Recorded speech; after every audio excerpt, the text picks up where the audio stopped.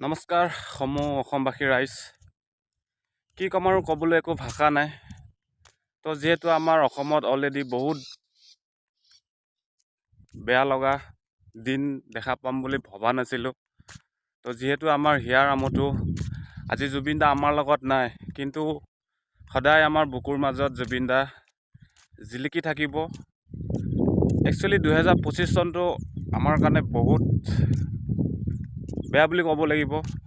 তো কাৰণ আমি 2025 চনত বহুত ডাঙৰ বস্তু আমি অসমৰ পৰা হেৰুৱাবলগীয়া হৈছে সম্পদ।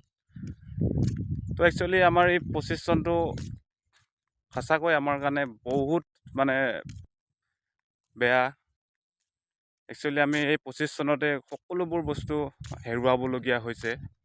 তো এনেকুৱা লাগিছে মোৰ যোনটো প্ৰিয় বস্তু, যোনটো ইম'চনেল, যোনটো বস্তু নহ'লে থাকিব নোৱাৰোঁ, তো সেই বস্তুটো আজি আমাৰ মাজত নাই।